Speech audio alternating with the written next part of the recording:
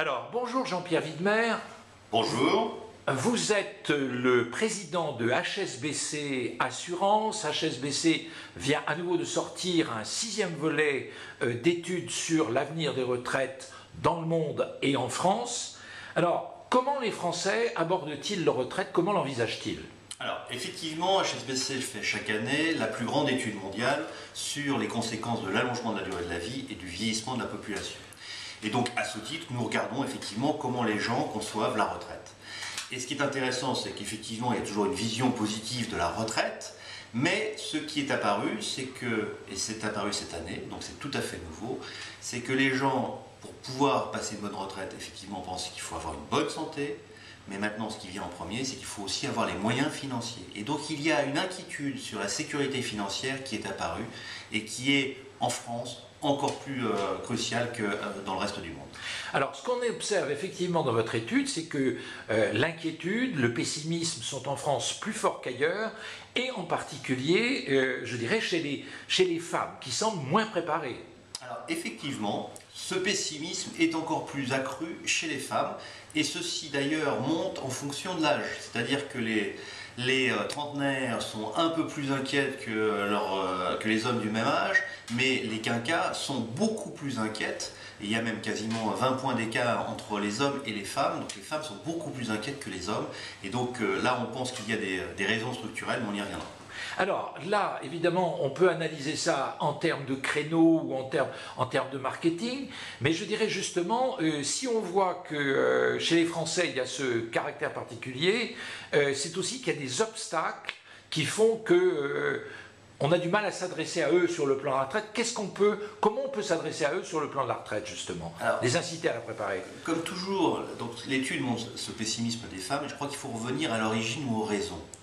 Pourquoi elles sont-elles pessimistes? C'est d'abord structurel, c'est-à-dire qu'on s'aperçoit qu'elles ont des aspirations à la retraite qui sont différentes. Par exemple, elles veulent vivre leur retraite à côté de leurs enfants, mais elles veulent pouvoir, et ça c'est un enseignement, pouvoir transmettre un patrimoine à leurs enfants. Première chose. Deuxième chose, elles sont structurellement avec une aversion au risque beaucoup plus importante que les hommes. Donc il faut les rassurer sur le côté risqué de leurs investissements. Troisième chose, et là on voit le poids de l'histoire, c'est qu'il y a une répartition sexuée finalement dans la gestion financière au sein d'un couple. Et les hommes sont généralement plus en train d'appréhender les grandes questions sur l'achat du véhicule, l'achat du logement, l'épargne retraite, alors que les femmes sont plutôt sur le côté gestion du quotidien, gestion des frais médicaux, ce genre de choses, sachant que l'éducation est un peu au milieu.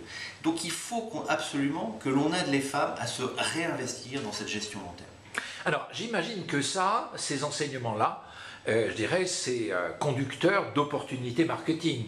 Quelles sont-elles? Comment on peut les exploiter? Absolument. Il y a des opportunités, c'est-à-dire qu'il faut absolument que nous bâtissions un discours qui puisse dire aux femmes « Réinvestissez-vous sur la préparation de votre allongement de la durée de la vie. Vous savez, mesdames, que vous allez vivre plus longtemps que les hommes, statistiquement 6 ans de plus, et donc cette période qui va être trentaine d'années, voire plus.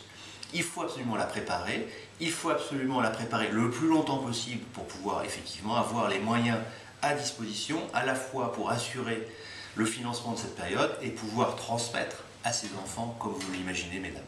Donc il y a un besoin de communiquer. Donc il y a un grand besoin de communiquer.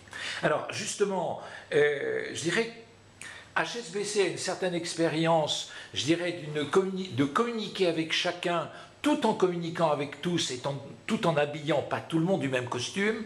Je dirais comment on peut concilier tout ça et arriver à communiquer efficacement sur les retraites. Alors la grande force d'HSBC, c'est effectivement cette capacité à avoir la diversité au niveau de ses clients. Et le fait d'être présent dans 87 pays, le fait de faire ce genre d'études sociétales et de voir le comportement permet d'adapter un discours, des produits et j'allais dire une approche marketing de manière suffisamment globale pour que ça réponde à beaucoup de personnes, mais suffisamment adaptée pour répondre aux besoins individuels de chacun. Merci beaucoup Jean-Pierre Widmer. Merci.